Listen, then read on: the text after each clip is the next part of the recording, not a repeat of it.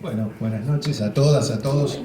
Lo mío va a ser un minuto para tratar de enmarcar la presencia de Adriana y de Pablo y contarles también en un minuto quiénes son ellos.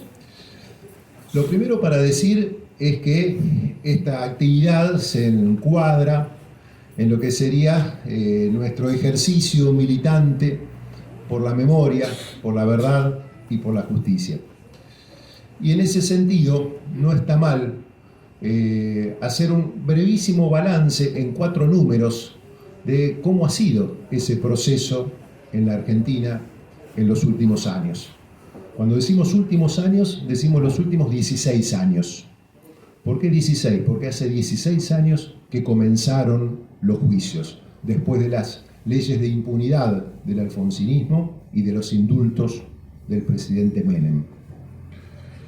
Hace 16 años que comenzaron los juicios y muy a números redondos, para que podamos recordarlos más fácilmente, podemos decir que se dictaron 300 sentencias que condenaron a 1.200 represores responsables del terrorismo de Estado.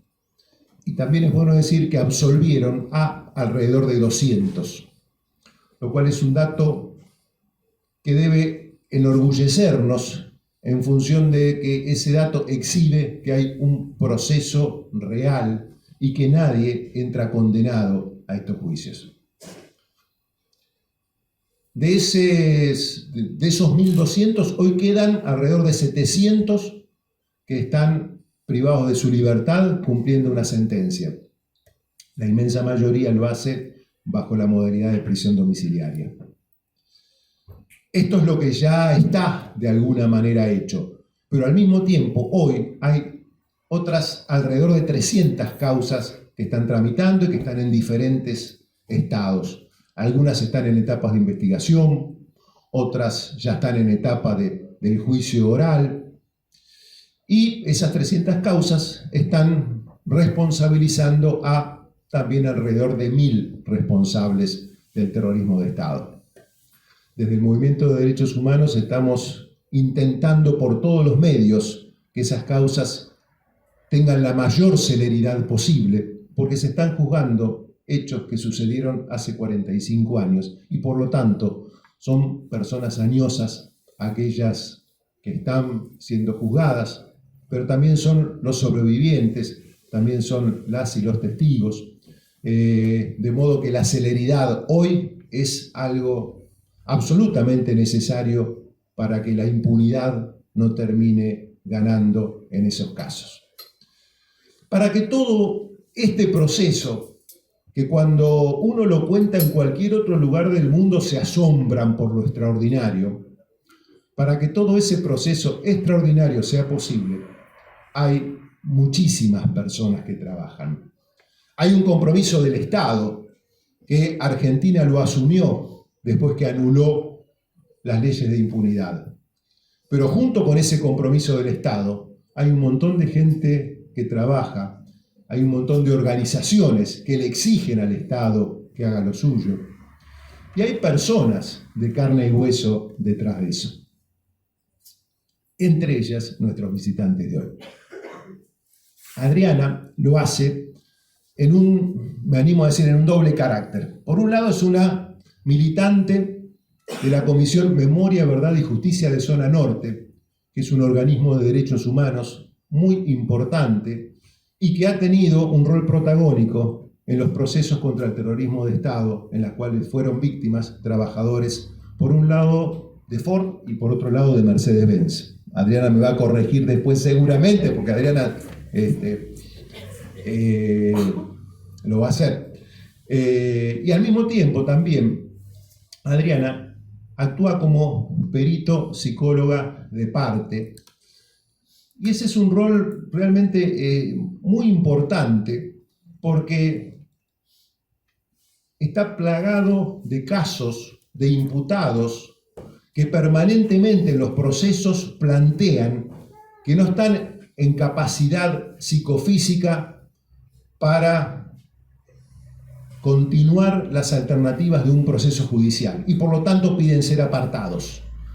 Y ese apartamiento significa que no se lo puede juzgar. Y ese apartamiento significa que en definitiva la impunidad es la que gana en ese caso concreto. Y estamos en lo mismo, son personas mayores y nosotros tenemos una ley que dice que a partir de los 70 años un imputado puede pedir la prisión domiciliaria, y a partir de los 70 años cualquier persona habitualmente presenta algunos síntomas de patologías, con lo cual muchos, además de pedir prisión domiciliaria, piden ser apartados del proceso, y frente a ellos no hay posibilidad de que continúe la investigación y obviamente mucho menos de sanción penal. Desde las partes querellantes y a veces también desde las fiscalías se busca evitar la simulación en esos casos, y para probar que hay simulación o bien que no la hay, porque puede haber casos donde no la haya también, el rol que cumplen los peritos, como es Adriana Taboada, es extraordinario. En una línea cuento que, gracias a ella, nosotros como querellantes de APDH logramos revertir el apartamiento de un comisario de policía llamado Argentino Valquinta, que fue un secuestrador, un torturador y un desaparecedor aquí cerca, en Olavarría, que le planteó al Tribunal Oral Federal que lo estaba juzgando en Mar del Plata que no estaba en condiciones de seguir su caso. Nosotros le pedimos a Adriana que participe de la Junta Médica que lo evalúe. Adriana hizo un informe extraordinario que nos permitió presentarlo a nosotros en el expediente. Apelamos esa medida y en la Cámara de Casación Penal revertimos ese apartamiento y logramos que Argentino Valquinta fuera condenado a prisión perpetua hace 3 años. De modo que ese es el rol, ese es el trabajo de la compañera que hoy nos visita acá. Y así como ese trabajo es importante, ni qué hablar también de la importancia del trabajo que tienen quienes se desempeñan como abogados querellantes en esta causa. Y en ese sentido, creo que Pablo debe ser el abogado querellante más viejo, en el sentido, a pesar de ser muy joven, por supuesto, pero digo más viejo porque sé que empezó en 1983 a trabajar en esto, de la mano del CELS, y conjuntamente con Marcelo Parrilli y Luis Zamora, que fueron abogados que desde un primer momento se pusieron al hombro estas causas. Yo personalmente participo del colectivo de abogados querellantes y doy fe de que Pablo Yonto es el abogado más respetado, más querido, más seguido, al que siempre se lo escucha, precisamente porque eso está fundado en lo que Pablo ha hecho a lo largo de, él nos va a decir cuántas, pero deben ser muchas decenas de causas que lo han tenido a él como querellante, representando a víctimas, representando a organizaciones del movimiento de derechos humanos. Y al mismo tiempo Pablo también es periodista, y creo que lo que hoy va a presentar es un poco el producto de su trabajo periodístico. Es un libro que obviamente si estamos acá es porque tenemos interés en él, así que no hace falta que se lo recomiende yo, pero que tiene una particularidad que a mí me gustaría señalar ese libro, y que es que no hace un homenaje al juicio de las juntas como tradicionalmente se lo ha hecho en función de la valentía del gobierno en convocarlo, en función de los defectos que presentó, o en función del rol que tuvo el fiscal y los jueces. Él hace un homenaje al juicio de las juntas en función del rol que tuvieron 833 personas que declararon en ese juicio y que fueron la columna de ese juicio. Y fueron la columna al punto tal de que acaba de estrenarse una película que esperemos que pronto podamos verla y que tiene un valor documental muy superior a todas las demás. Todas son importantes porque todas sirven para difundir esto, más allá de las críticas que podamos hacerle. Pero se acaba de realizar una que se llama El Juicio. Ulises de la Orden es su director, esperemos poder tenerla muy pronto acá. La presentamos en el Foro Mundial de Derechos Humanos hace 30 días y dura casi 3 horas extractadas de las más de 500 y pico de horas de testimonios. Ese juicio, de alguna manera, sigue la línea trazada antes, en primer momento, por Pablo en este libro, de poner en valor esos testimonios que son los que en ese momento posibilitaron el juicio a las juntas, las condenas del juicio a las juntas, pero más allá de las condenas posibilitaron que la sociedad se asomara a ese horror que en una gran parte desconocía. Y lo último que digo, ya lo dijo ahí, Pablo, además de todo eso, es un militante. Y es un militante optimista. Y voy a contar por qué digo que es un militante optimista. Hace un año y pico, tuvimos el encuentro de este colectivo de abogados querellantes en La Plata, y Pablo participó de un panel que debatía el negacionismo. Y uno de los que hablaba en ese panel era Daniel Feuerstein, que es un extraordinario teórico del genocidio, quizá el más importante que tenemos hoy en Argentina. Y Daniel planteaba que el movimiento de derechos humanos hoy está a la defensiva por primera vez en la historia. Que el movimiento de derechos humanos, que siempre había estado a la ofensiva y había ido ganando terreno y luchando contra lo imposible y logrando lo que se pensaba imposible, en este momento estaba a la defensiva. Y Pablo, no desde el rol de académico de Daniel, sino desde el rol de militante, le contestó diciendo que eso no era así, que hoy tenemos más juicios que nunca, que hoy hay más chicos que conocen esto que nunca, que las marchas, la grande de Capital Federal, pero también en todos los lugares del país, cada vez convocan más gente, y todo esto a nosotros nos consta. Un encuentro como este que estamos teniendo hoy acá, no lo hubiéramos pensado hace 15 años, ¿no es cierto, Anita? Entonces esto nos da la pauta de que eso es real, y es real porque se funda en el trabajo y también en esa posición optimista que yo quiero rescatar de Pablo y que le conocí hace un año en ese encuentro. Así que bueno, dicho todo esto, los dejo con nuestros artistas. Adrián. Bueno, buenas noches a todos y todas. Gracias, Guillermo. Pensaba, antes de presentar el libro, bueno, estamos a sala llena, y que cada uno, nosotros estamos aquí desde un rol determinado, una tarea determinada, pero que cada uno de nosotros hace o tiene algo para hacer por la memoria, por la verdad y la justicia, porque fueron 3 también y genocidio, porque queremos juicio y castigo para todos los responsables y cárcel común y efectiva. Y esa tarea, empezada hace décadas, es una tarea que todavía se construye, que requiere mucho trabajo y mucho trabajo de todos, no de algunos, sino de todos.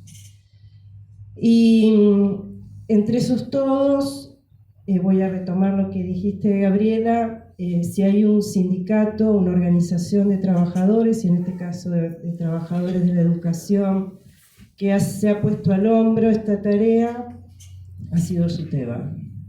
SUTEBA y CETERA, pero bueno, yo soy bonaerense y reivindico la tarea de SUTEBA y con un poquito autorreferencial con la que vengo trabajando hace más de 10 años. Algunos de ustedes por ahí conocen la experiencia, yo fui al juicio con mi profe, es una experiencia que desarrollamos desde SUTEBA Vicente López, entre el organismo al que pertenezco, el Centro de Estudio de Genocidio donde está Daniel Feuerstein, y SUTEBA. Y que marcó, que hizo historia en la formación de docentes, en el impulso a llevar a los chicos a las escuelas, una experiencia que después se multiplicó con la forma que cada quien le dio, y que eso es lo valioso también, y que todavía hoy tiene como política sindical la memoria, la verdad y justicia. Digo, año a año están viendo de qué manera y cómo abordar esta temática. Y voy a traer algo que le comentaba a los compañeros hace un ratito. También tuve posibilidad de trabajar en una investigación en el 2015, en el último año del gobierno kirchnerista, una investigación nacional que que emanó del Ministerio de Educación de Nación y que quería evaluar el efecto, el impacto de las políticas de memoria, verdad y justicia en la educación. Se trabajó con el último año de la escuela secundaria porque eran los jóvenes y las jóvenes que habían hecho todo su proceso de escolaridad en tiempos del kirchnerismo. Y entre las tantas cosas datos, información, que se trabajó en todo el país y los resultados fueron homogéneos, lo cual marca que había una política de Estado, que a todos lados se llegó de la misma manera, pero lo que quiero recoger y compartir es que un dato muy importante es que el lugar donde los jóvenes conocían de la historia, de la existencia de una dictadura, del terrorismo de Estado, de qué se trató la represión, era en la escuela. Esto quiere decir que el rol fundamental de transmisión a través de las generaciones lo tienen los docentes. Que nosotros tenemos una tarea, que Guillermo tiene los organismos, la red, todos tienen algo por hacer. Pero aquí hay una pieza fundamental en lo que es la transmisión, que es del docente. Entonces, es ahí donde me parece que hay que dirigir, apuntar, fortalecer la formación, la reflexión y la posibilidad de desarrollo de acciones. Si hay algo que el movimiento de derechos humanos nos ha permitido, y creo que es una de las enseñanzas, aprendizaje y enseñanza, es el valor de la creatividad. El movimiento ha sido creativo, ¿no? Bueno, y esto hay que poder sostenerlo. Bueno, vamos a la tarea. Yo voy a leer la presentación, la reflexión, lo que quiero transmitir. Espero que, ya Pablo va a desarrollar el libro y que después podamos producir algún intercambio interesante y valioso para todos. Eduardo Galeano decía: plan de exterminio. Arrasar la hierba, arrancar de raíz hasta la última plantita todavía viva, regar la tierra con sal. Después, matar la memoria de la hierba. Para colonizar las conciencias, suprimirlas. Para suprimirlas, vaciarlas de pasado. Aniquilar todo testimonio de que en la comarca hubo algo más que silencio, cárceles y tumbas. Está prohibido recordar. Se forman cuadrillas de presos. Por las noches se los obliga a tapar con pintura blanca las frases de protestas que en otros tiempos cubrían los muros de la ciudad. La lluvia, de tanto golpear los muros, va disolviendo la pintura blanca y reaparecen, poquito a poco, las porfiadas palabras. Hoy compartiremos un pedacito de lucha contra el olvido, de lo que no se pudo exterminar, de los sueños también compartidos y el por qué no dejamos de mirar el horizonte. Venimos andando por el camino de la memoria, de la verdad y la justicia, y de eso hablaremos en esta presentación a partir de un texto que nos permite viajar hacia atrás casi 40 años, desde allí poder pensar el aquí y ahora, levantando la vista hacia el mañana. Los juicios se realizan en tiempo presente y sobre hechos pasados, pero uno de sus sentidos más potentes, o que más me motivan, tienen que ver con el futuro. Futuro que se va construyendo desde la ahora. Hay una dimensión personal vinculada a la necesidad de justicia y reparación por el sufrimiento de cada víctima, por el daño producido al sobreviviente y o a su familiar, sus afectos y su comunidad, aquello atravesado y perdido.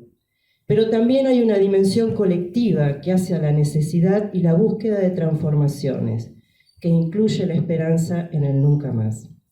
El movimiento de derechos humanos eligió los tribunales como uno de los principales lugares para la construcción de memoria y verdad. Elegir a la justicia como territorio de disputa de sentido tal vez fue nuestra apuesta política más fuerte. Es en la narrativa plasmada en las sentencias, donde esperamos escuchar al Estado, esperamos escuchar del Estado, ¿qué pasó? ¿Por qué pasó? ¿Quién fue? ¿Contra quiénes? Hechos, causas, victimarios, víctimas. Nosotros y nosotras lo sabemos, y nuestro saber es legítimo, pero la legalidad de ese saber la debe aportar el Estado. El juicio que no se vio, una mirada testimonial sobre el juicio de las juntas de Pablo Yonto, que se presentó en la Feria del Libro en el 2015, hace 8 años, recupera fuerzas y valor como parte de la onda expansiva que provocó la película Argentina 1985. Y es una suerte contar con este texto y reingresarlo al ruedo. Un libro que busca poner en la centralidad de la escena judicial a las víctimas, escena reconstruida como testigo privilegiado de ese hecho histórico por él mismo, porque él también estuvo allí. Antes de los comentarios sobre el libro, quiero recuperar el impacto del juicio a las juntas en términos históricos. Es cuestionado por el tipo de condenas que estableció o por la falta de ellas, por la teoría de los 2 demonios, algunas víctimas lo denostaron. Sin embargo, ese juicio terminó representando un gravísimo problema para el enemigo, tan grave que necesitaron la ley de punto final y obediencia debida para poner un límite al proceso penal, que ya estaba en carrera. Hubo creatividad en nuestro campo y la lucha continuó. Las apropiaciones, el derecho a la verdad, la pelea internacional, pero más allá de esto, el enemigo cortó de raíz nuestra posibilidad de justicia condenatoria. Y si necesitaron las leyes y ese corte, es por el camino que habilitó la causa 13. El juicio a la Junta fue un punto de llegada, pero también nos daba la posibilidad de continuidad. Por eso el sablazo. Un poder ejecutivo y legislativo sometidos al poder militar, leyes legalizando la impunidad, indultos y 20 años de luchas también son fruto del juicio a la Junta.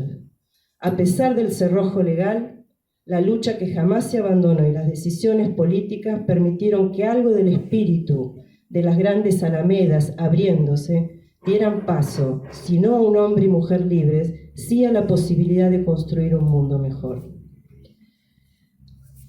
Una mirada personal. Ahora voy a contarles una experiencia personal sobre cómo este libro vio la luz.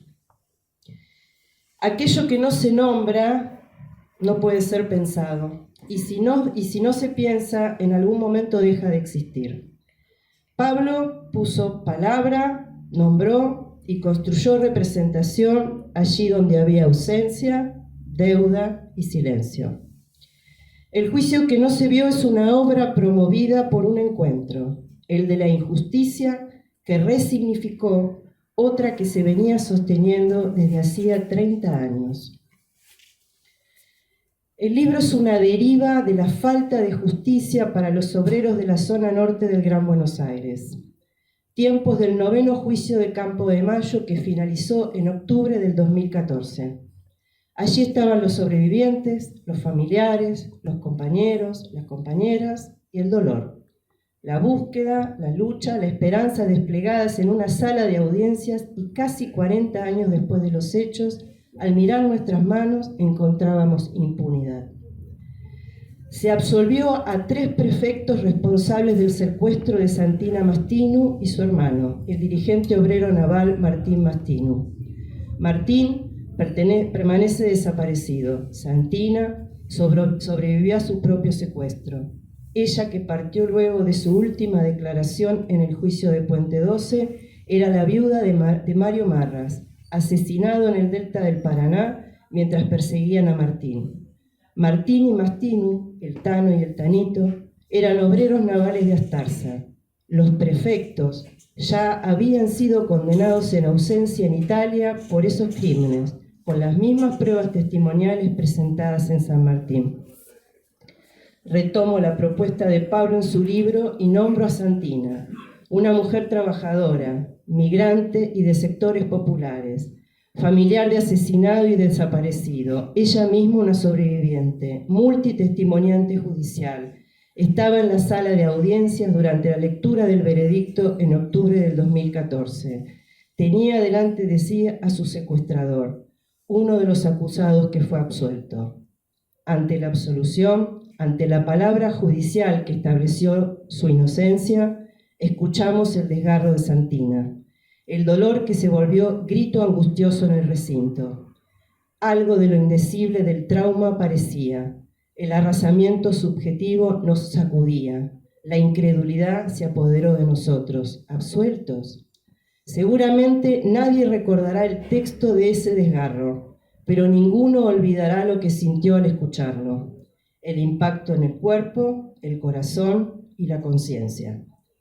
Se habla y reflexiona acerca de qué tanto puede reparar la justicia o si realmente repara.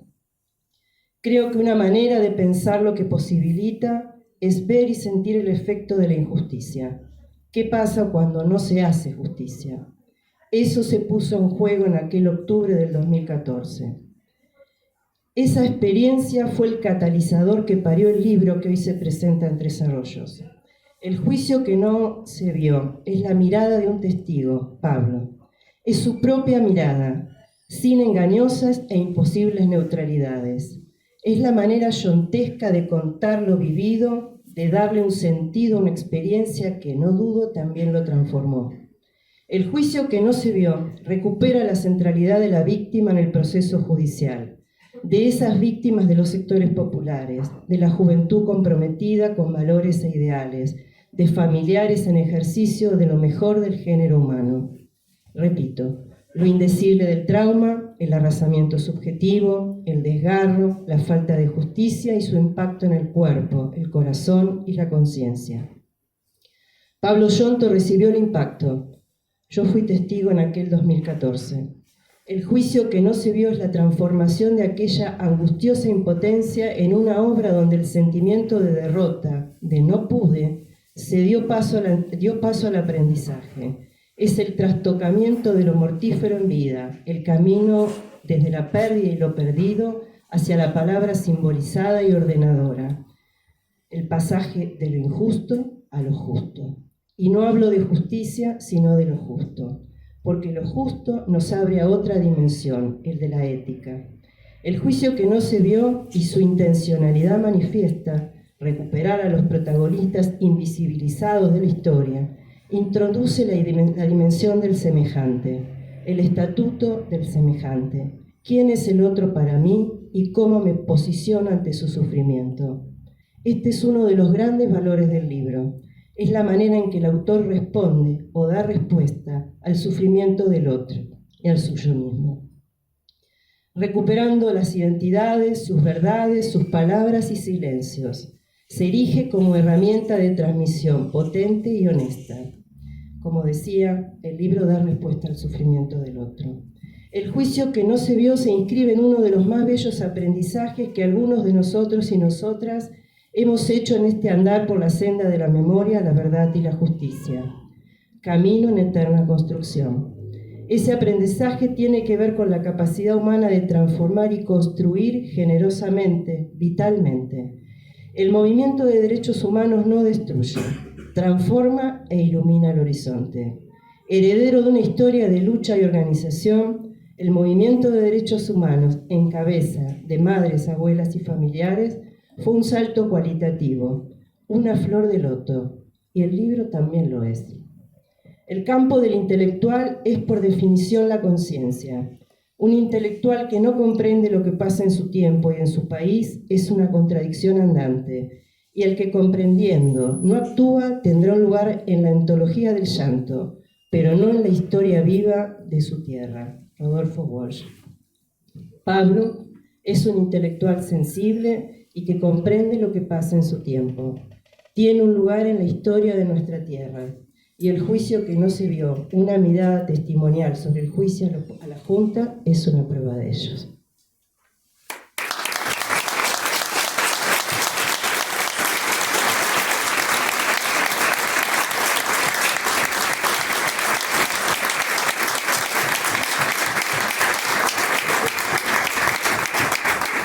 Primero voy a agradecer a quienes han hecho posible esta noche maravillosa, que estemos aquí con la excusa de un libro. El libro es una anécdota en esto. Para nosotros y nosotras es más valioso lo que viene ahora, que es la posibilidad de dialogar con ustedes, de escucharlos a ustedes, de contar lo que traemos y la posibilidad de llevarnos muchísimo de aquí, de la lucha de Tres Arroyos y de las ciudades y pueblos cercanos que son parte de toda esta historia, ¿no? Pero primero, sin duda, agradecer a las compañeras y compañeros de SUTEBA, mi tercer sindicato. Yo tengo 3. Uno es horrible, el de abogados y abogadas. Ese algún día lo transformaremos. Y después los otros 2 son... Tengo 4. Tengo 4. No, SUTEBA lo pongo de acuerdo. El otro es el sindicato. Yo soy docente en la Facultad de Periodismo en la Universidad de La Plata, así que mi otro sindicato formalmente es ADULP, así que es mi sindicato. El otro es CIPREVA, Sindicato de Periodistas, pero siempre a esos 3 sindicatos les digo, bueno, el ejemplo que tenemos que seguir es el ejemplo de la lucha de SUTEBA, sin duda, y en Memoria, Verdad y Justicia mucho más. Así que venimos trabajando intensamente. El lunes estuvimos en Merlo con las compañeras de SUTEBA Merlo, también ahí con jóvenes docentes, trabajando estos temas para que ese puente de la memoria con las y los estudiantes sea cada vez más sólido, mientras acechan algunos enemigos que quieren romper esos puentes.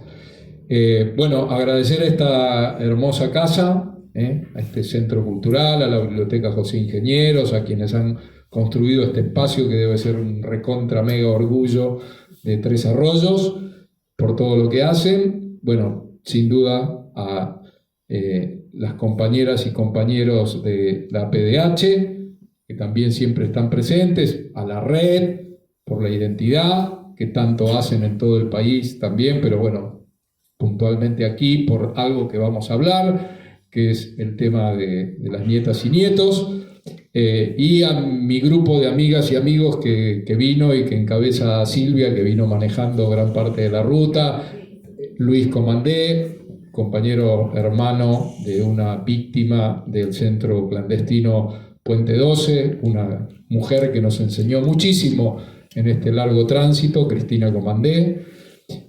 Así que bueno, dados los agradecimientos, porque sin ustedes no esta charla, sino todo esto que vamos a ver hoy, nunca se hubiese hecho en la Argentina. Ustedes son parte del movimiento de derechos humanos, que es el movimiento más maravilloso que ha dado la Argentina y que ha sido el factor número 1 para lograr lo que se ha logrado, y que parte de eso intentamos mostrar hoy.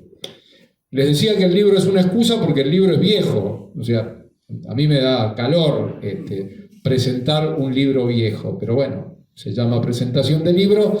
Además, el libro ya esto no es además para que lo compren, si quieren lo compran, si no quieren no lo compran, pero ya casi no quedaban, así que por eso pudimos traer nada más que 15 ejemplares, porque es un libro veterano, que tuvo una excusa para salir, que fue el año que se cumplían 30 años del juicio a las juntas, y la bronca que uno tenía de que todo lo que era juicio a la junta siempre era o el tribunal, o sea, la Cámara Federal, o los fiscales, pero de los testigos poco y nada. Entonces la idea del libro fue darle espacio, lugar, trascendencia y el valor que realmente tenía al testimonio de, como dijo Guille, 833 testigos que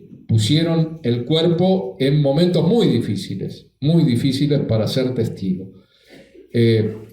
Quienes están aquí, sé que están familiares de desaparecidos de la región, de aquí de Tres Arroyos puntualmente, saben de lo que uno habla, saben de lo que significa, bueno, no solo ir a denunciar, ir a testificar, ir a dar todos los elementos posibles para que después la justicia se ponga en marcha, ¿no? Pero primero está ese impulso.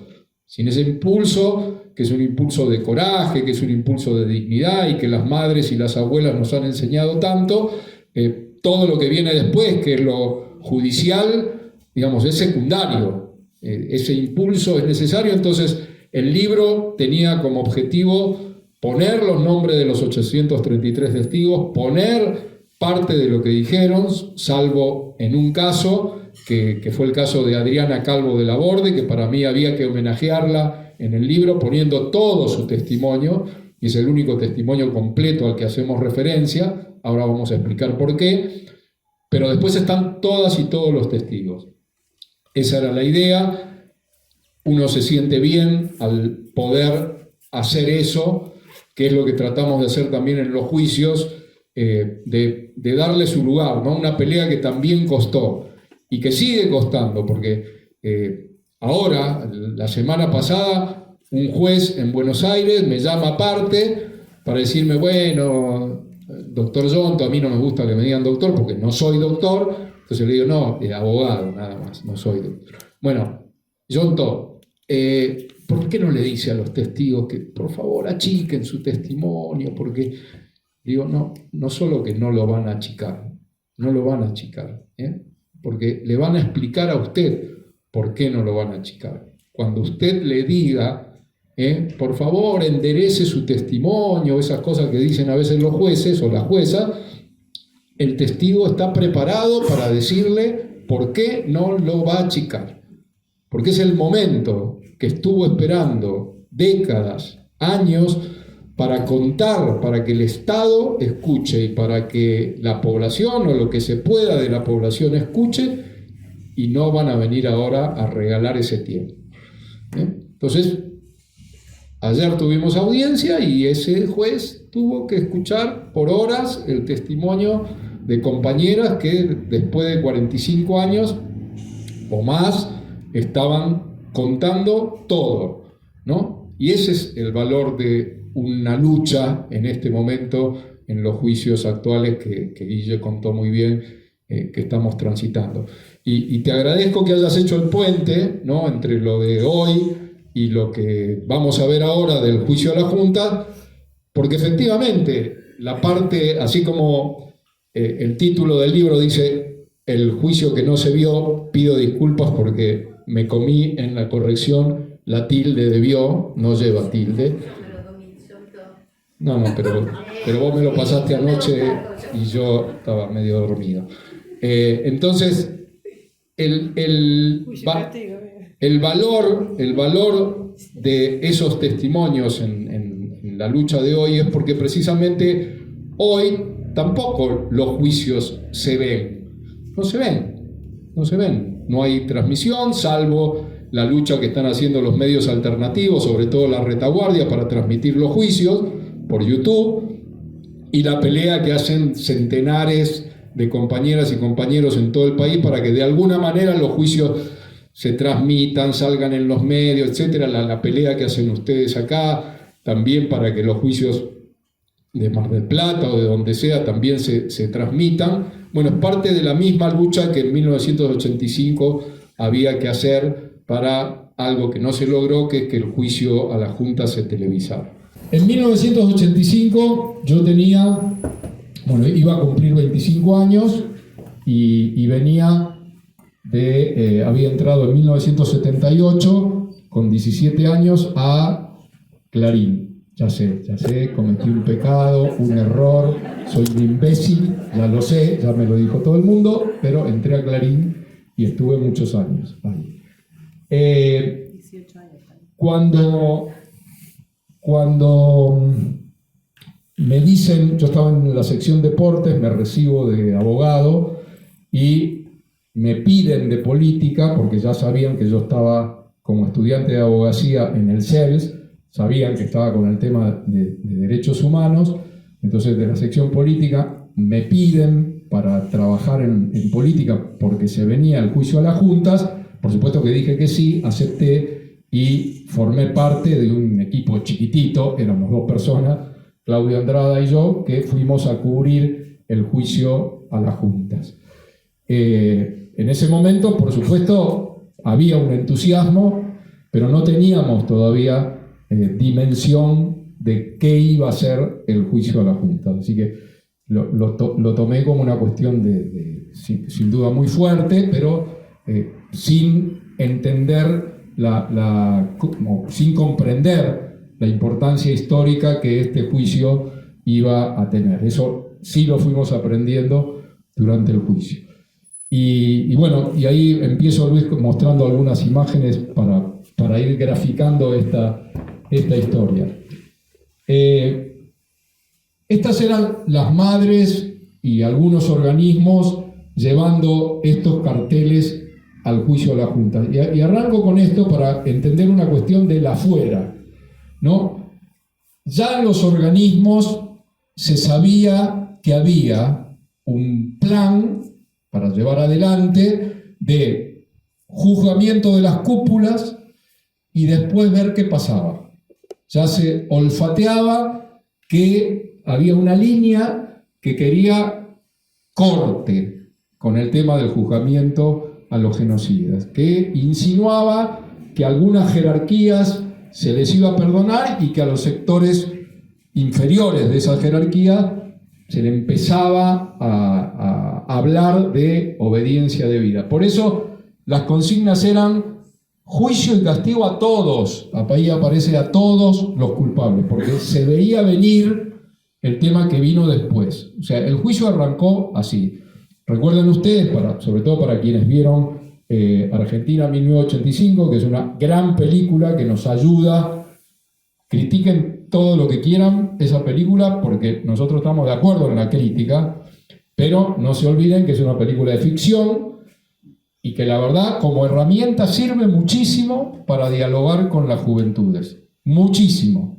8 millones de personas en la Argentina entre la película y las plataformas han visto al día de hoy la película. Eso tiene un valor enorme. Así que para tareas en los espacios que quieran utilizar, la película es maravillosa, ayuda, tiene un nivel de entrada a las pibas y a los pibes que no lo conseguimos de otra manera, así que en ese sentido ayuda muchísimo. Bien, entonces está por arrancar el juicio con estas consignas y arranca más o menos así, ¿no? Así empezó el juicio a las juntas. Borrás, ministro de Defensa, le comunica al presidente del Consejo Supremo que tiene que iniciar el juicio a los militares. El 28 de diciembre del 83. Alfonsín había asumido el 10 de diciembre. Este año cumplimos 40 años de democracia, a festejarlas.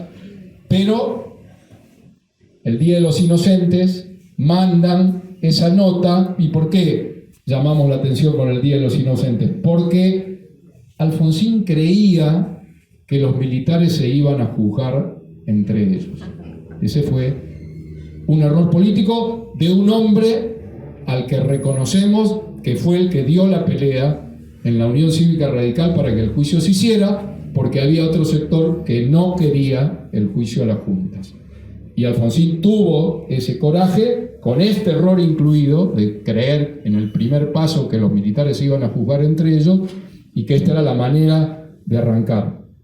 Para quienes han visto la película Argentina 1985, una sola cosa, no es adelantar nada, pero ahí se ve, entre otras personas, a alguien que ustedes aquí en Tres Arroyos deben conocer bien, que es Antonio Trócoli, ¿no? Que él es quien representa un poco al otro sector del radicalismo, el que no quería, pero bueno, él era ministro del Interior, tenía que poner la cara, etc. Entonces él aparece anunciando ahí una barbaridad que es en el informe de la CONADEP el tema de la teoría de los dos demonios, ¿no? Cuando dice esas terribles palabras que se ven en televisión y que la película las toma, ¿no? Esta cuestión de todo empezó cuando en las playas argentinas desembarcan ideas foráneas, ¿no? O sea, vino el marxismo, desembarcó en las playas nuestras y ahí empezó todo, la teoría de los dos demonios, ¿no? Diciendo esto empezó porque la culpa la tienen los otros, la culpa la tienen los militantes. Bueno, ese sector es el que no quería el juicio a la Junta. Por eso reconocemos en Alfonsín que fue el que dio la pelea. Pero con esta idea equivocada. Vamos con la idea, los militares júzguense entre ustedes y van a ver que van a castigar con una pena a las juntas militares. Ahora pasamos. Entonces, miren lo que hace el Consejo Supremo, o sea, le pasa la pelota a los militares. Los militares ponen un aviso en el diario, un edicto. El Consejo Supremo pone y le dice a los habitantes de la Argentina que realicen sus denuncias en el Ministerio de Defensa o en las unidades militares. Así empezó el juicio de la Junta. Un avisito, que lo ven ahí ustedes, edicto, diciendo, bueno, vamos, el que tiene denuncia venga para acá, al Consejo Supremo o a los cuarteles. Imagínense si íbamos a ir a los cuarteles. Pero hubo que ir a los cuarteles. Pasamos. Bueno, esta es mi credencial para ir al juicio de la Junta. La credencial de la Cámara la he entregado así, hecha máquina, todo. Bueno, el juicio a la Junta se llega porque durante un tiempo, 1984, los militares no hacen el juicio, todo lo contrario, demoraban las causas, absolvían o directamente dejaban en libertad a los militares que nosotros en los juicios penales íbamos pidiéndoles a los jueces que los detuvieran y los indagaran. Los jueces, un sector de los jueces penales lo que hacía era, no, todo esto va a la justicia militar, y otros, los que ya tenían militares detenidos de antes de la asunción de Alfonsín, los van liberando, o se los pasan al Consejo Supremo y el Consejo Supremo los va largando.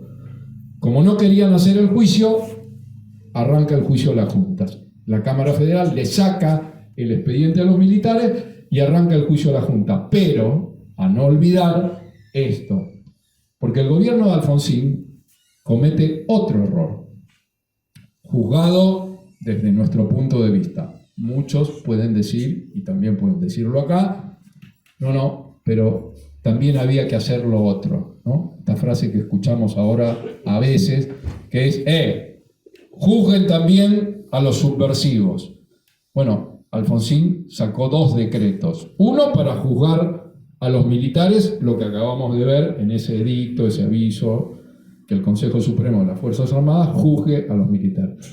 Pero antes de ese decreto, sacó otro decreto que decía que se juzgue a las conducciones de las organizaciones Montoneros y el ERP. Y eso ocurrió. Y eso lo queremos destacar, para que nadie olvide.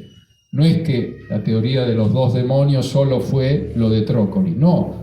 Fueron 2 decretos, uno ordenaba el juzgamiento de las conducciones de Montoneros y del ERP. Y eso ocurrió.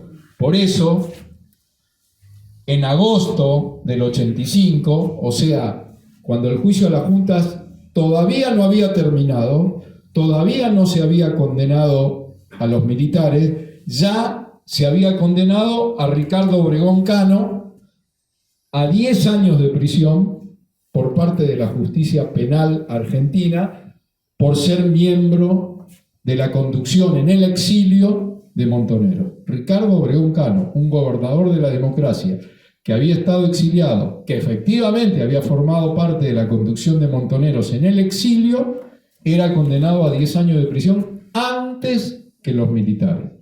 Esto a no olvidarlo porque forma parte de nuestra historia y es parte de, de los grandes errores en esta vía de Alfonsín.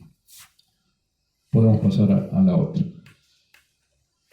Días antes del inicio del juicio, el periódico de las Madres de Plaza de Mayo, ya en la línea de aquella bandera que les mostré al comienzo. Las madres ya advertían, sin castigo volverán. Se olfateaba lo que se venía. Por eso en marzo del 85 el juicio a la Junta se empezó en abril del 85, ya las madres advertían, ojo, ojo, que sin castigo volverán. Y efectivamente, sin castigo van a volver después. Van a producir los levantamientos de Semana Santa en el 87, los intentos del 88, del 89, del 90, esos levantamientos. Era esto, era sin castigo, iban a intentar volver. Las madres, esto lo mostramos porque es la visión que ya tenían las madres, sobre todo, ojo con el tema de que quieran resolver esto solo con el juicio a la Junta. Bien, seguimos. Bueno, acá hay algo más. Abre la audiencia, no fue el 22 de diciembre, fue el 22 de abril del 85. Bueno, otro error. Segundo del juicio, ¿no? Abre la audiencia León Arlañán, el presidente, al lado está, ese es Andrés D'Alessio, otro integrante de la Cámara. Ahí a las 3:25 de la tarde. ¿Por qué marco esto de las 3:25 de la tarde? Porque el juicio de las juntas estaba programado para hacerse a las 3 de la tarde. Empezaba todos los días a las 3 de la tarde, esa era la hora que estaban citados. El primer día arrancó 25 minutos más tarde, pero después empezó casi puntual. Una cosa que no estamos logrando hoy en los juicios todavía, que arranquen puntuales los juicios. Pero el juicio de la Junta sí tuvo puntualidad, salvo el horario de inicio de la primera audiencia. La otra, gracias. Bueno, el primer testigo fue Luder, que había sido presidente provisional en 1975, cuando María Estela Martínez de Perón se toma una licencia, y a Luder lo habían propuesto los defensores de los genocidas, de las juntas, porque le querían arrancar a Luder la explicación de ese decreto que había firmado Luder en el 75, que tenía esa palabra maldita de aniquilar a la subversión. Entonces los defensores querían que Luder dijera que efectivamente la orden había sido aniquilar, entendiéndose por aniquilar, matarlos a todos, y Luder, que ya para esa fecha estaba avivado de esto, yo no es que confiara en Luder, pero Luder estaba evidentemente preparado para su respuesta. Luder respondió que cuando en el decreto pusieron la palabra aniquilar, no quería decir matar, sino aniquilar el accionar de la subversión, no matar personas. Entonces arrancó Luder con ese concepto que era para empezar a tirarles abajo la línea estratégica que habían elegido los defensores. Pasamos a la otra. Bien, el juicio arranca desde abril. Les aclaro, había 600 periodistas extranjeros acreditados, además de los nacionales, mucha expectativa, mucha prensa. Eso nos dio la dimensión de lo que estaba ocurriendo en la Argentina.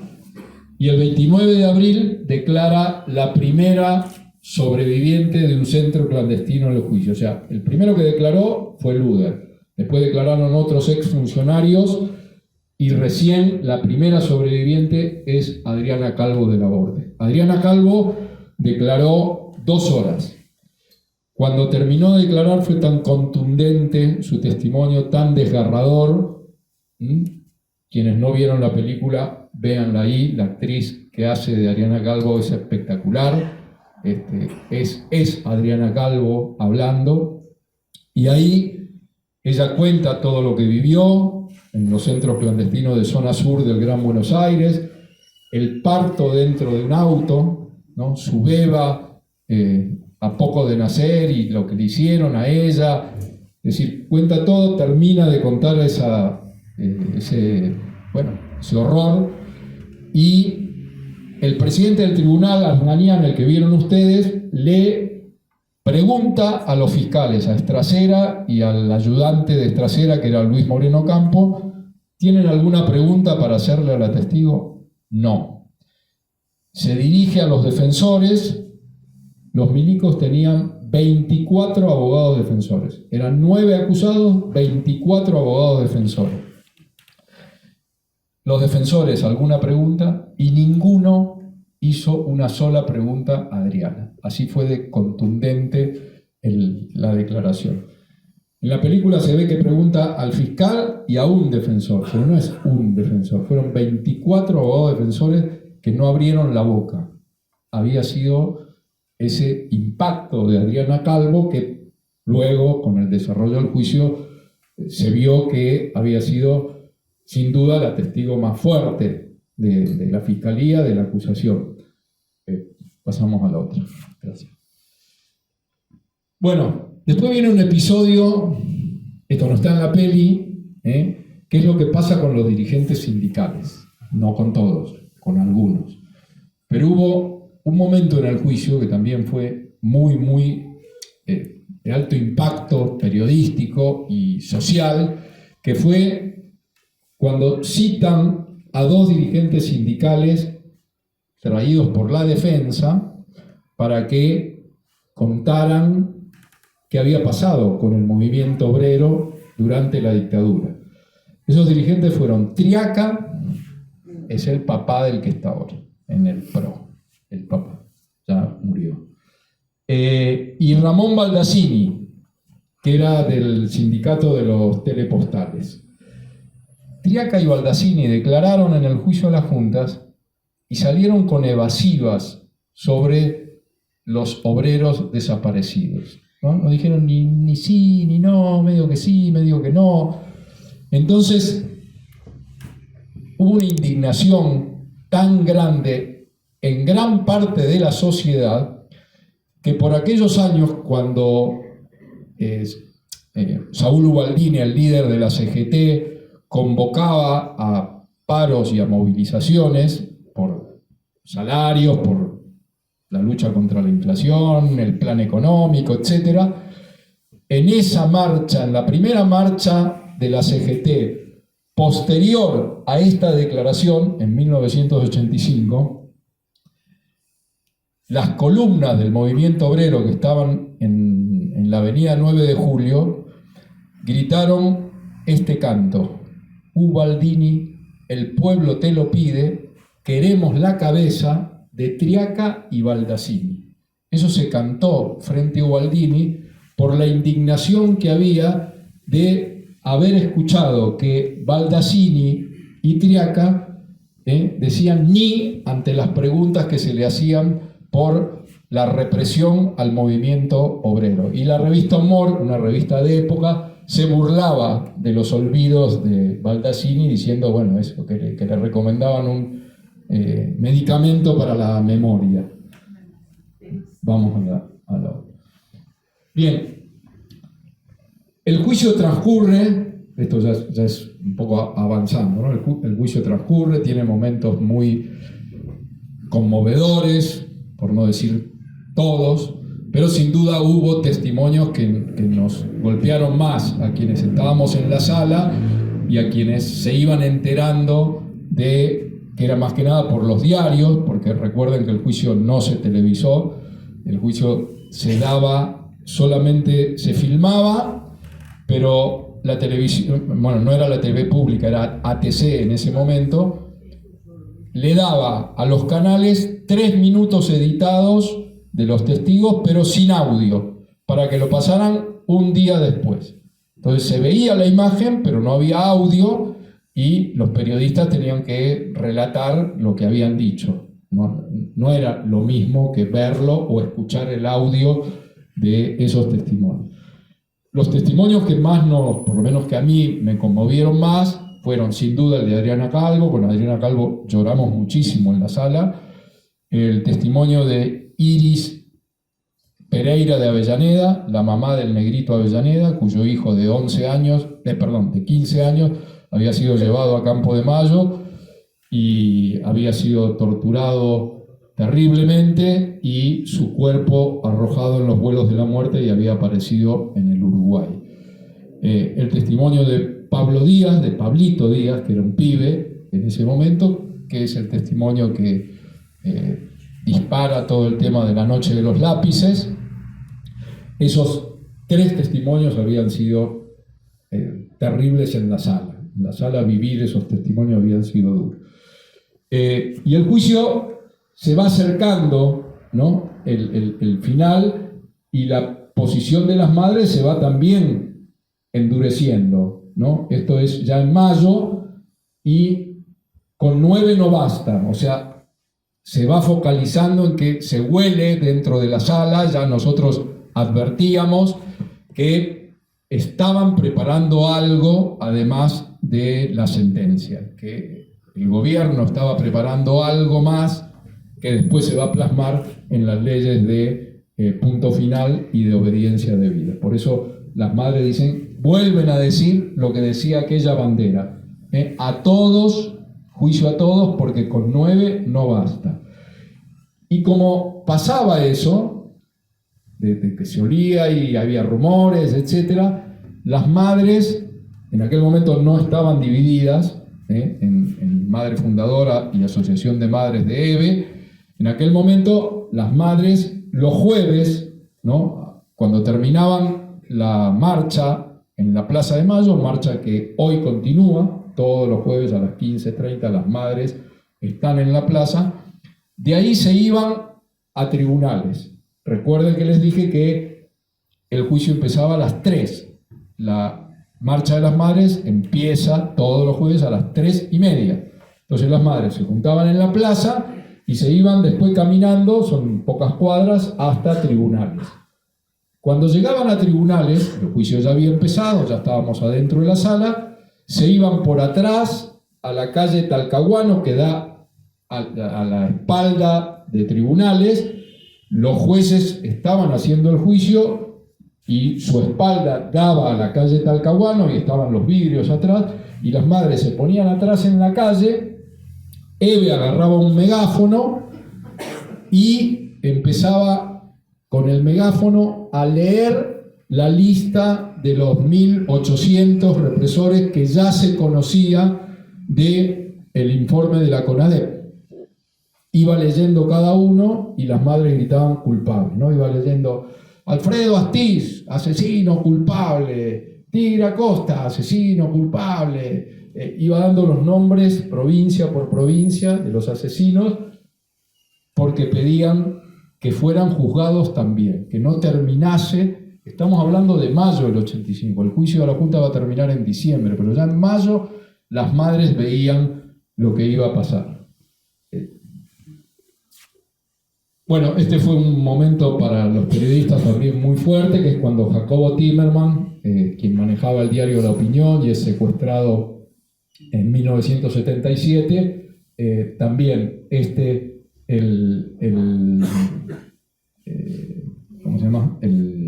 testimonio de él fue muy fuerte para nosotros, los periodistas.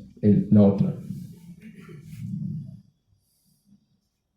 Bueno, esto es la noche de los lápices. Les conté recién que Pablito Díaz había dado testimonio, y esto, bueno, fue conmovedor, este testimonio, y por primera vez la sociedad toma conocimiento fuerte de lo que había sido la noche de los lápices, y después va a venir el libro y la película que sigue siendo usada en las escuelas secundarias o en otros ámbitos educativos, y también de alto impacto para explicarles a las y los jóvenes lo que ocurrió en la dictadura. Seguimos. Bueno, esto es con el tema de la iglesia, ¿no? Este es el diario La Voz. Ahora voy a explicar por qué lo pongo.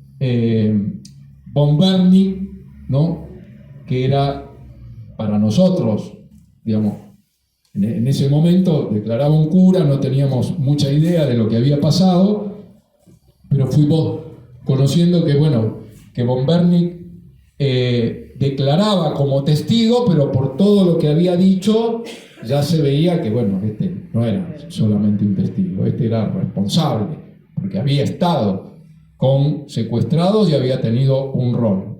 Años después, efectivamente, en el 2007, va a ser condenado por los delitos. Este diario La Voz era uno de los diarios que cubría el juicio a las juntas 10 veces mejor que lo que hacíamos nosotros. Nosotros en Clarín, la cobertura de Clarín es de las peores del juicio a la Junta. De las peores. ¿Por qué? porque nosotros recibimos una orden del jefe nuestro, Joaquín Morales Solá, era nuestro jefe. Disculpen nuevamente. Era nuestro jefe y nos dijo: acá solo crónicas, nada de opinión. Y lamentablemente yo cumplí esa orden. Estoy arrepentido de haber cumplido esa orden. El diario La Voz, en cambio, tenía crónicas y tenía análisis de lo que pasaba en el juicio. Y uno de los analistas que iba todos los días era Eduardo Luis Duhalde, que luego fue, en el primer gobierno de Néstor, secretario de Derechos Humanos de la Nación. Y era periodista también. Bueno, este era el diario La Voz. Seguimos. Bueno, esto para mostrar que, porque muchas veces nos preguntan, pero no rompen el pacto de silencio, ¿no? Sí, hay muchos policías, hay muchos oficiales no tanto, suboficiales del ejército que han roto el pacto de silencio, de la gendarmería han roto el pacto de silencio, de la marina mucho menos, Silingo es el más conocido, de la Fuerza Aérea casi nadie, policías provinciales algunos sí, son pocos, pero en la suma total dan, por más o menos las cuentas rápidas que se han hecho en todo el país, dan unos 70 ex miembros de las fuerzas o miembros retirados de las fuerzas que han dado testimonio importante. Luchina, un policía federal, declara ahí en el juicio de las juntas, ya en 1985, y da elementos que luego van a servir para las condenas de la masacre de Fátima, que fue una masacre en el 76 de compañeras y compañeros que fueron asesinados y sus cuerpos dinamitados en la localidad de Fátima, en el Gran Buenos Aires. Seguimos. Bueno, ahí pongo los testigos, el valor de los testigos, ¿no? Estas fotos eran acompañadas por testigos que acompañaban documentaciones y fotografías. En este caso, Enrique Rodríguez Larreta, nada que ver. Nada que ver. Este es un compañero uruguayo, periodista, ya falleció, que en la audiencia de junio del 85 muestra cómo, además, ¿no? Esta tenía para nosotros importancia porque mostraba, además, cómo no solo secuestraban, no solo desaparecían, no solo asesinaban, no solo torturaban, etcétera, sino que además afanaban y se robaban la plata. Entonces, con esta fotografía extorsionaron a los familiares y compañeros del dirigente uruguayo sindical Gerardo Gatti, pidiendo $2 millones y los extorsionaban diciendo: acá están vivos, acá los tenemos vivos, así que paguen. Y bueno, bueno, quienes son familiares acá pueden conocer historias, o ustedes mismos conocer historias de muchísimas familias en todo el país que fueron extorsionadas para poner dinero y finalmente los familiares no aparecían. La siguiente. Bueno, acá lo que les dije del diario La Voz, que hay un recorte allá arriba donde Duhalde hace un análisis, ¿no?, sobre el defensor, sobre lo que decían los defensores. Acá esta es la imagen de un testigo importantísimo de lo que fue la reconstrucción del centro clandestino Vesubio.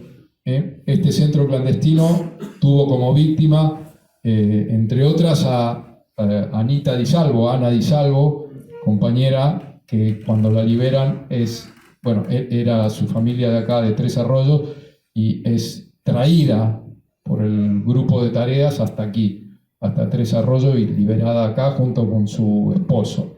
Ese centro clandestino Vesubio tuvo como testigos principales en el juicio a Anita Di Salvo y a Jorge Guas, que sin duda es un compañero que falleció hace unos años en plena pandemia por el virus, y que fue importantísimo en este juicio, ¿no? Y Durán Sáenz, el jefe del centro clandestino Vesubio, era de Azul. Pasamos al otro.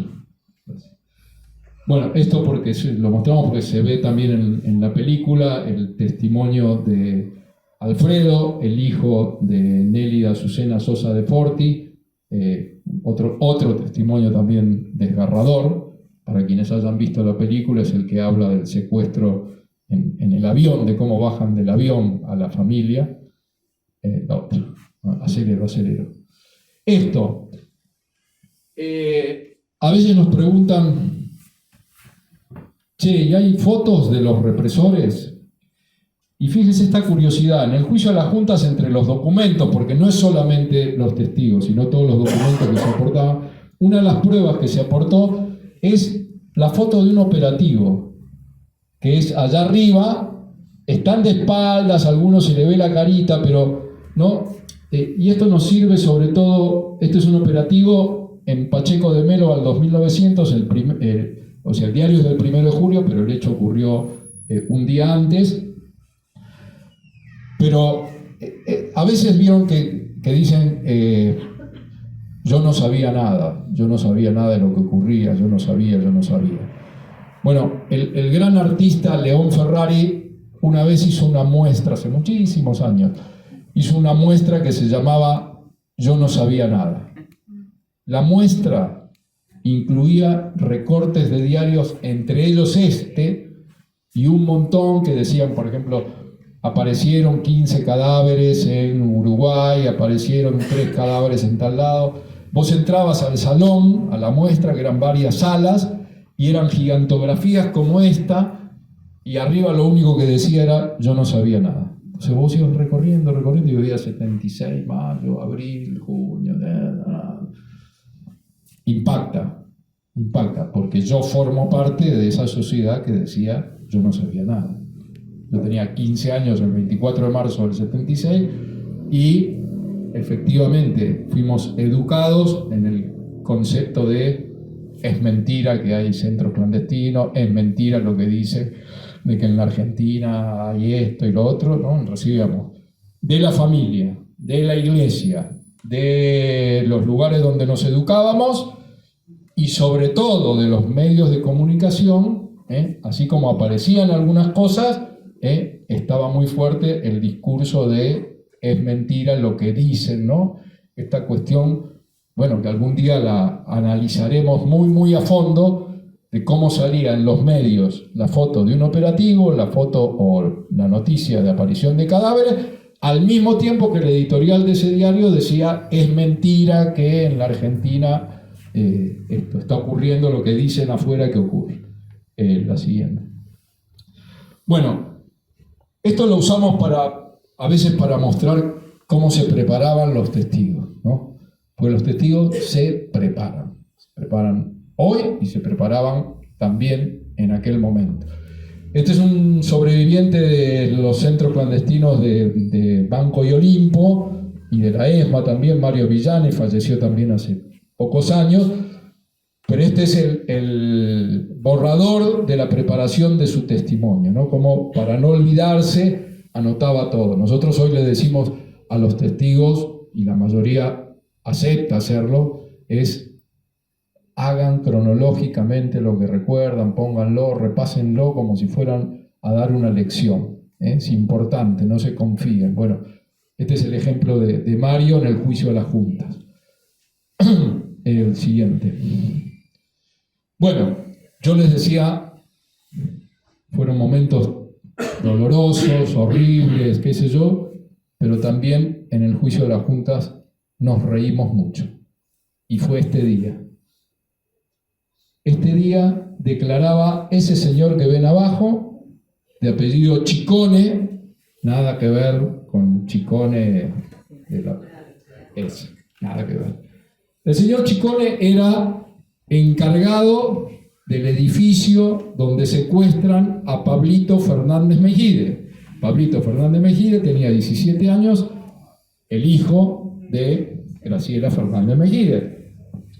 Lo secuestran y uno de los testigos de ese caso es el portero. ¿Por qué? Porque había visto entrar a la patota. Le abrió la puerta a la patota fue al edificio en Belgrano, en el barrio de Belgrano, y se llevan a Pablito de ahí.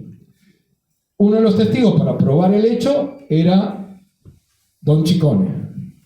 Don Chicone era italiano y tenía problemas auditivos.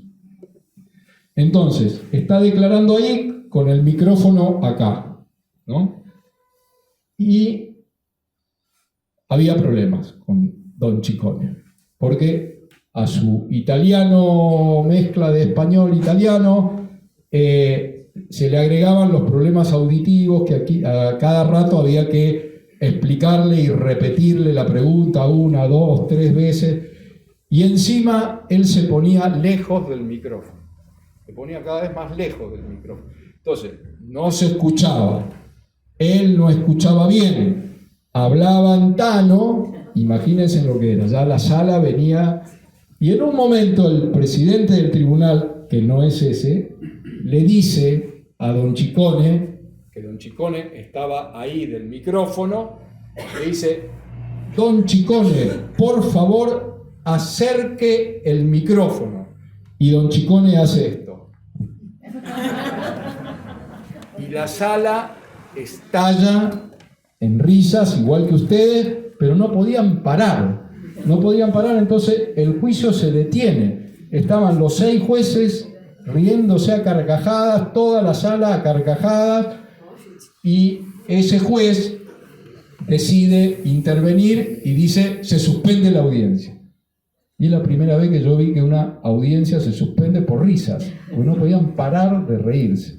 Esto pasó también en el juicio de la Junta. Bueno, esto es de las hojas que tengo del juicio de la Junta. Los periodistas no podíamos entrar grabador, bueno, ya sabe todo el mundo, esas obviedades, no había celulares, solo podíamos tomar apuntes. Entonces estos son los apuntes del último día, de la última testigo, que es una compañera, Zulema Chester, hija de desaparecido del Hospital Posada. Hoy yo le llevo el juicio a Zulema, y ese fue el momento en el que termina los testigos. El 14 de agosto del 85, la última testigo, la 833, es Zulema, ¿no? Y esta es la forma que teníamos de tomar las anotaciones. Después teníamos que salir corriendo, esa escena se ve en la película, es cierta. Teníamos que salir corriendo a los teléfonos públicos, esas bolas de Entel naranja, poner cospeles, ¿no? Llevábamos bolsa de cospeles porque había que llamar al diario y avisar. Bueno, declaró Zulema Chester y había que leer lo que decía ahí, ver qué entendíamos y pasar la información, ¿no? Bueno, esto es el final de los testimonios y queda uno más. Bueno, esta es el momento en el que testimonia Basterra, el testigo sobreviviente de la ESMA, que aportó una gran cantidad de fotografías de represores que él había ido sacando de la Escuela de Mecánica de la Armada, porque en la Escuela de Mecánica de la Armada ustedes saben que el sistema que tenía la Armada era, entre otras cosas, creer que iba a poder no sé qué hacer con un grupo de sobrevivientes y que los iba a ganar para la Armada o para el trabajo político con el almirante Macera, etc. Entonces con algunos tuvo esa posición que, bueno, no podemos saber bien en qué consistía el plan porque no hablan, entraban y salían de la Escuela de Mecánica de la Armada, o sea, les permitían entrar y salir y hacían trabajo esclavo dentro de la Armada, dentro de la ESMA. Y en ese trabajo esclavo, Víctor Basterra logró sacar de a poquito, escondiéndose en la ropa, negativos o fotografías de varios de los represores, porque él trabajaba en el laboratorio fotográfico de la ESMA. Y fue una de las pruebas contundentes. Al lado de los fiscales está el joven Carlos Omiliana, hijo, que muchos deben conocer como Maco, del equipo argentino de antropología forense.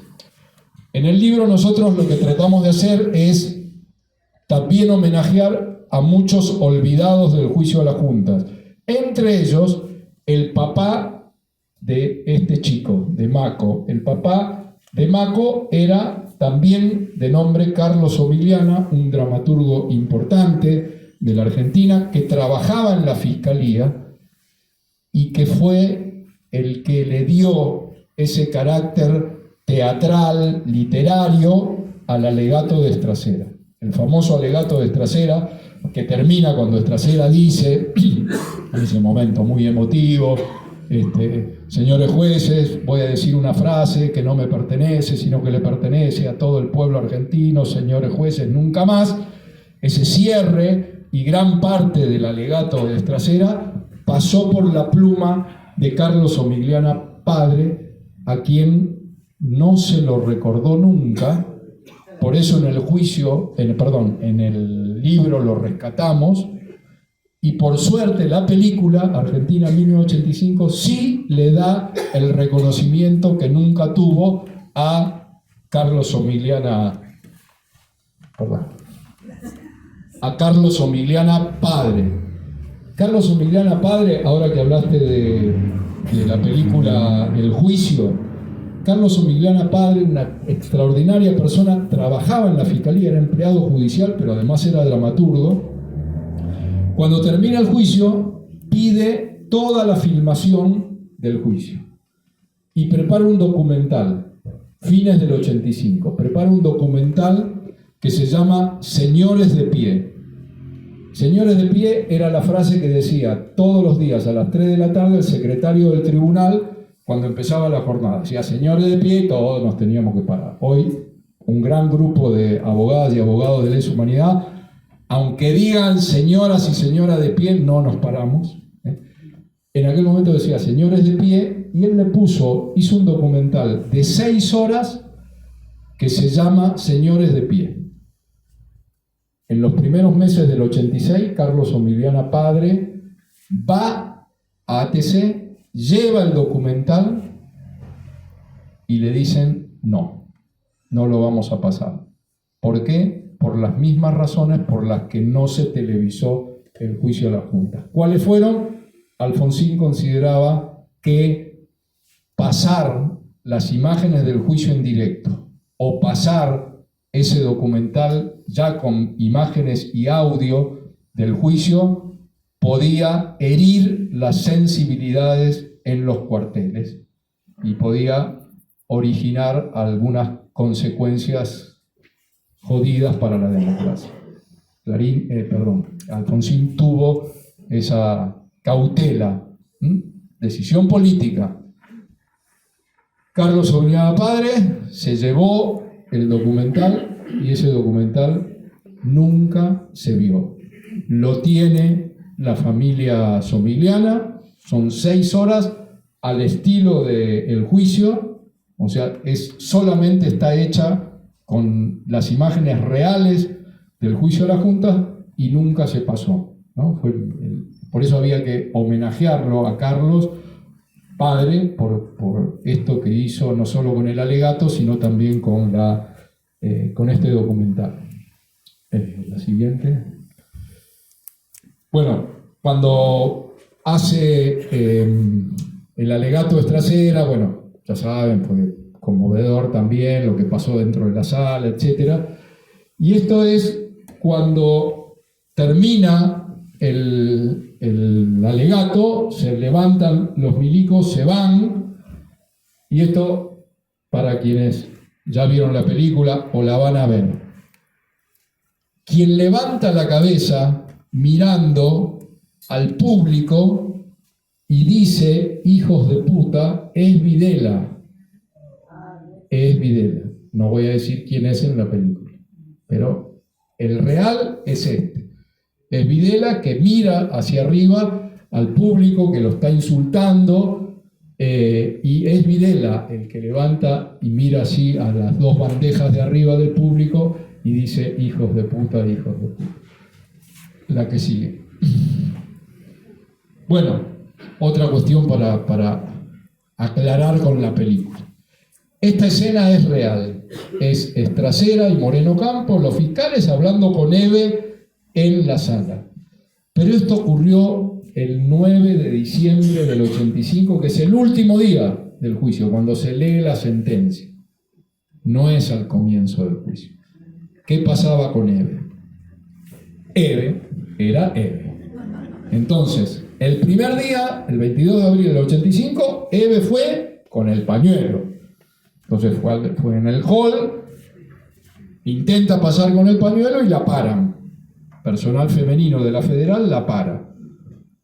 La Cámara Federal, los jueces, habían dispuesto que no se podía entrar a la sala con distintivos políticos, insignias, etcétera, etcétera, etcétera, ¿no? Hoy, por supuesto, eso ha sido barrido. Hoy entran los hijos con la camiseta de hijo, las madres con el pañuelo, el que quiere llevar fotos, eso formó parte también de la pelea de los organismos y la sociedad para que este absurdo se termine, ¿no? Entonces Eve el primer día va con el pañuelo, la paran y le dicen hay una orden, usted no puede entrar con el pañuelo. Eve, al estilo de Eve, los carajea, les dice vamos, los milicos entran con el uniforme, pero no pasa. Eve se saca el pañuelo. El primer día entra a la sala y no se pone el pañuelo adentro. Eve va el último día. Y como ya sabía esto, se pone adentro de la ropa, se esconde pañuelos. Entonces va con el pañuelo puesto, la paran de nuevo, no puede entrar, otra vez la discusión, los milicos vinieron de uniforme, bueno, se saca el pañuelo. Pasa, entra a la sala, son las 3 menos 5 de la tarde, y se pone, saca de adentro de la ropa otro pañuelo y se lo pone. Y este es el momento en el que el tribunal dice, no empezamos la audiencia hasta que la señora, que ya la hemos visto, ya la hemos relojeado, está con el pañuelo, hasta que no se saque el pañuelo. Y Eve no se lo sacaba. Y tuvieron que venir Estracera y Moreno Campo a pedirle, por favor, que se lo saque. Eve se lo saca y comienza la lectura de la sentencia. Eve ya nos había dicho que apenas leyeran que había una absolución, se levantaba y se iba. Empieza la lectura de la sentencia, Videla, perpetua, Macera, perpetua, Viola, 17 años, bueno, después 8, después 4, y viene la primera absolución. Cuando leen la primera absolución de la Fuerza Aérea, Eve saca otro pañuelo más, se pone el pañuelo y arranca y se va. En ese momento el presidente de la Cámara Federal, León Arlanián, dice esta frase: señor subcomisario, deténgala. Y Eve, cuando escucha eso, sale más rápido y no la agarran. Pero esto fue cierto. El presidente del tribunal ordenó detenerla. Porque Eve se había levantado y se iba a la puteada. Pero bueno, esa fue y sigue siendo nuestra Eve, la que sigue. Bueno, este es el final, ¿no? La sentencia. Afuera un grupo los insultaba, ya leyeron la sentencia, adentro de la sala había una sensación rara, esto hay que decirlo con todas las letras, había una sensación doble. Por fin los condenaron, y esa sensación de las 4 absoluciones que dejaban un sabor muy amargo. Y afuera había un grupo que insultó a los jueces. Eso fue cierto, como fue cierto también que hubo una marcha, apenas terminó la lectura de la sentencia, de 2.000 personas, encabezada por Eve, que por la calle Corrientes marchó hacia el obelisco protestando por la sentencia. Esto también hay que decirlo. La sensación, el impacto en la sociedad de la condena existió, en gran parte de la sociedad fue muy bueno, fue bien recibida, pese a las absoluciones, pero hubo una marcha de las madres protestando por la condena por esas 4 absoluciones. Bueno, este es el primer periódico de las madres posterior a la sentencia que confirma esto, ¿no? Disconformidad enorme, y fíjense lo que dice: genocidas absueltos de culpa y cargo, La marcha de la resistencia fue la respuesta, la sentencia abrió paso a la amnistía, pese a que no había ocurrido todavía ni el indulto, pero ya las madres nos advertían eso. Bueno, el siguiente, esto no se va a leer nada, pero lo pongo acá. Acá muestro, esta es una crónica mía en el juicio, ¿no? Está, bueno, allá arriba abajo está la firma chiquita. Cuando en la audiencia que cubrí los testimonios de la mansión Seré, el que lea eso va a decir, este tipo no tiene sangre. Es una crónica de lo que pasa.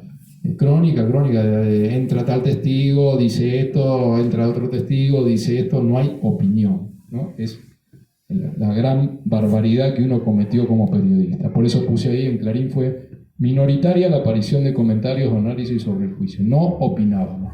La cobertura de Clarín fue un desastre. Era crónica.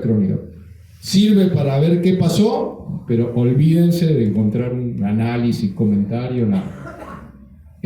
Bueno, y lo que sigue. Bueno, llegamos al día de hoy. Hoy se están haciendo 17 juicios por delitos de lesa humanidad en todo el país. Tenemos juicios los lunes, los martes, los miércoles, los jueves, los viernes. Hay juicios, los juicios van lentos, pero se están haciendo. Los juicios en la Argentina tienen una característica que es, acá se va a juzgar hasta el último de los genocidios. Esa es una característica que nos diferencia de otros países que también han juzgado o juzgan sus genocidios. Pero la Argentina se distingue de una cuestión. O sea, primero, no somos el único país que hizo esto. No lo somos. Son muchos los compañeros y compañeras de otros países que han peleado por juzgar a sus genocidas. Y lo están logrando aún en Uruguay, con todos los problemas que tuvo Uruguay. Pero la característica argentina que sí causa impacto afuera es, che, pero ustedes, ¿a cuántos van a juzgar? Y la respuesta es, mira, a todos. No sabemos cuántos son miles. Pero nosotros vamos a buscar desde el primer general hasta el último cabo o civil o mujer responsable del genocidio. Esta semana empezó un juicio en Tucumán, 20 y pico de imputados. Una de ellos es una mujer policía que está acusada de torturas, de desapariciones forzadas y de abuso deshonesto. En la Argentina han sido juzgados fiscales, jueces, cabos, policías de baja jerarquía, de alta jerarquía, sacerdotes, es decir, agentes civiles de inteligencia. Nosotros llevamos a juicio a todo aquel que haya tenido alguna participación en la represión, en el terrorismo de Estado. Y como dijo Guille, ¿no?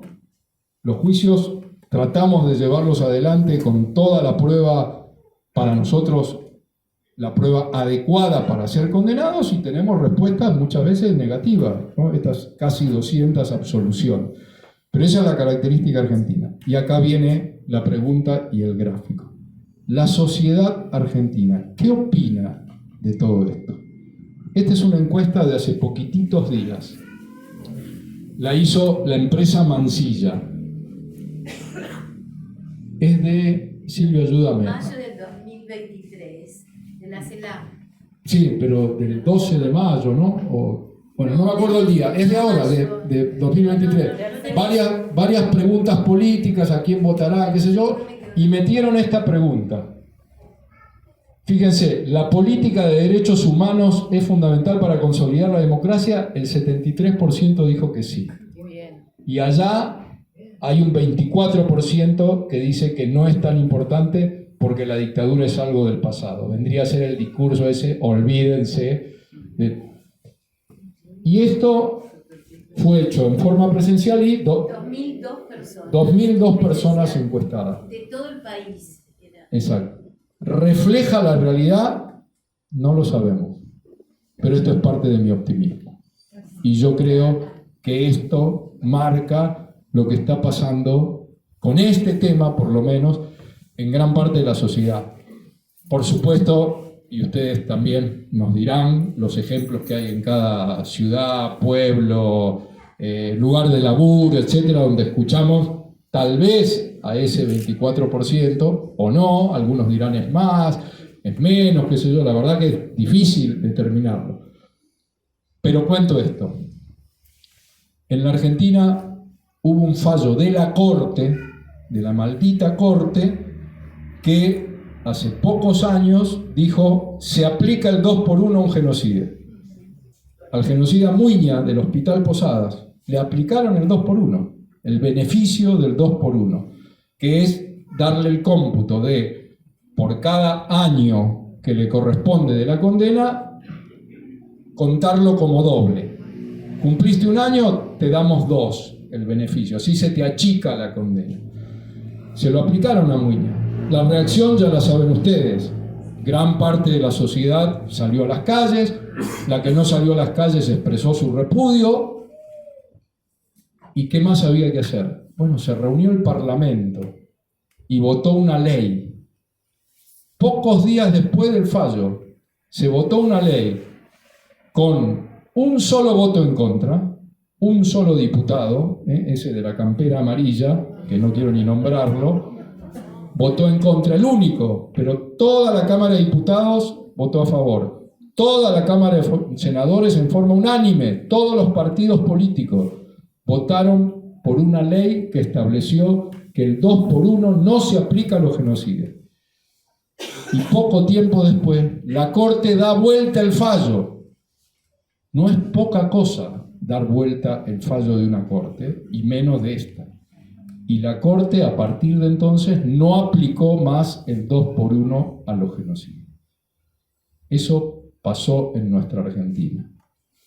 ¿Esta es la explicación de eso que pasó? Puede ser. En la Argentina hace 10 años, en los clubes de fútbol, minga de hablar de derechos humanos. Hoy hay alrededor de 40 clubes de fútbol que tienen comisión, subcomisión, comisión del hincha vinculada a derechos humanos y han formado una interclubes de derechos humanos que homenajea a sus desaparecidos en los clubes y le entregan, como por ejemplo el club Racing, no es que lo nombro, soy hincha Chacarita, pero nombro Racing porque me pareció hermoso lo de Racing cuando fuimos al acto en la cancha de Racing. El carnet decía socios eternos a sus desaparecidos. Se le entregaba a los familiares de los desaparecidos un carnet que decía socios eternos, en una ceremonia conmovedora en la cancha de Racing. Y todos los otros clubes, antes o después de Racing, hicieron lo mismo, homenajes o entrega de carnets de socios vitalicios a todos sus desaparecidos. Eso hace 10 años en el fútbol argentino no existía. En la Argentina hoy tenemos una comisión intersindical de derechos humanos, que habrán visto el ejemplo de Triaca y Baldassini en el 85, y miren hoy, no son todos los sindicatos, pero son muchísimos y se van sumando cada vez más. Hay una comisión intersindical de derechos humanos que homenajea, va a los juicios, no en esto que explicaba Adriana, no solo los estudiantes van a los juicios, van también muchos gremios a los juicios. Lo que contaba Adriana, el Código Procesal Penal en la Argentina dice hoy que los menores de 18 años no pueden entrar a las audiencias. No pueden, dice el Código. Sin embargo, la lucha de SUTEBA, que empezó en el 2010 para llevar estudiantes al juicio de Vesubio, y hoy totalmente consolidada, los estudiantes menores de 18 años, pese a que el Código dice que no, entran a los juicios. Hay algún tribunal que lo prohíbe, es cierto, tenemos alguna derrota ahí, pero en la mayoría de los tribunales los estudiantes menores de 18, pese a que el Código dice que no, entran a los juicios. Puedo seguir con los ejemplos. Me parece que hay algo de esto en la sociedad. Entonces, hablar del juicio de las juntas es muy importante, pero creo que además tenemos que hacer ese recorrido desde el 85 en adelante para ver cómo llegamos a esto. Y qué es lo que nos falta hacer para lograr, no sé si el 24 achicarlo, por ahí un poco lo podemos achicar, pero consolidar este 73 frente a las voces negacionistas, a esta Villarroel que ahora va a ser candidata a vice de este Milei, y a todo lo que a veces nos bajonea, también en el campo de derechos humanos por lo que estamos viendo. Las dificultades existen sin duda, pero les queríamos mostrar este recorrido, esta trayectoria, que no es el juicio de la Junta solamente. La importancia es rescatar a Alfonsín por lo que hizo, pero es no olvidar todo el camino, ¿no? Ese camino que nos mostraron las madres y las abuelas. Y para terminar, dos cositas. Una que tiene que ver también con el fútbol. Sé que acá hay familiares de un compañero que era basquetbolista y futbolista de acá, ¿no? Y está desaparecido. Pero me refiero mucho al fútbol porque, bueno, durante años fui periodista de deportes en varios medios, entre ellos Clarín, y el ambiente del fútbol siempre fue hostil al tema meterse en la política, meterse en los derechos humanos. La FIFA tiene prohibido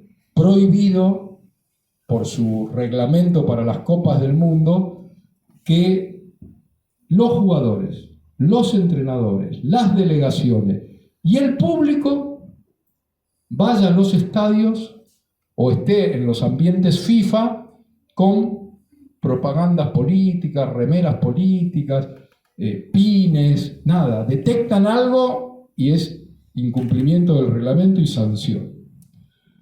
Diego Maradona fue técnico de la selección nacional y fue entrenador en el Mundial de Sudáfrica.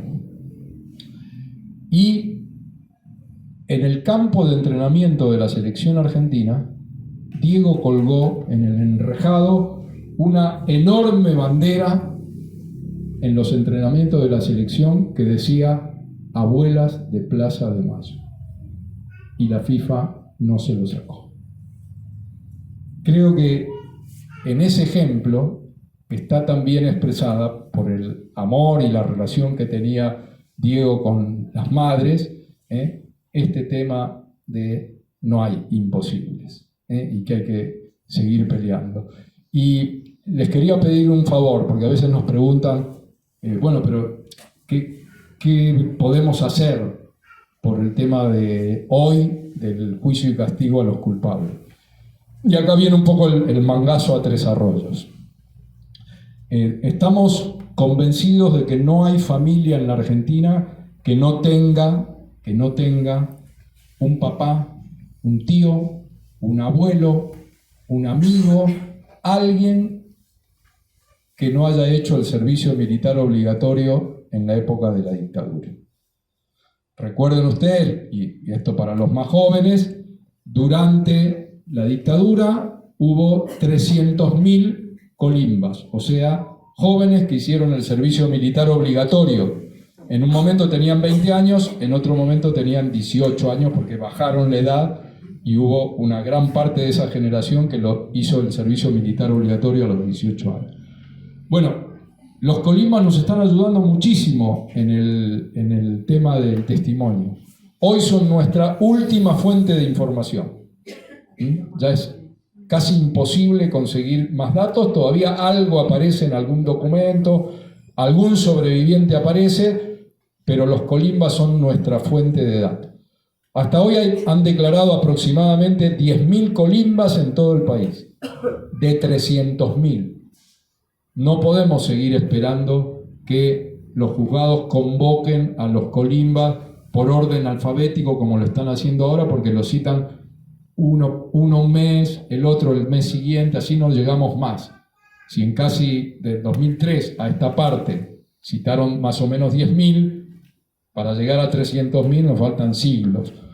Entonces les queremos pedir que por favor les digan a toda persona, amiga, conocida, pariente, que esté canoso como estoy yo y que tenga más o menos 62, 63, 64, 65 años, que son más o menos los que han hecho la conscripción, pregúntenle por favor si han hecho el servicio militar obligatorio, la colimba. Y si les dicen que sí, pregúntenle dónde. Y una vez que le dijeron dónde, pregúntenle qué viste, qué escuchaste, qué sabés, qué rumor tenés, qué trascendido tenés de ahí. Y si le cuentan algo, pídanle por favor que no se lleve ese secreto a la tumba. Que venga a su teba, que venga aquí, que venga a la PDH, que vaya. Hoy hay centenares de organismos grandes y organismos chicos o de instituciones que saben qué hacer con ese testimonio. Inmediatamente van a saber a dónde mandarlo, a dónde llevarlo, pero necesitamos su testimonio. Ese testimonio puede resolver la identidad de un represor, puede ayudar a saber dónde están los restos de nuestras compañeras y compañeros, y lo más importante, puede ayudar a recuperar alguno de los 300 nietos que las abuelas de Plaza de Mayo están buscando. Gracias.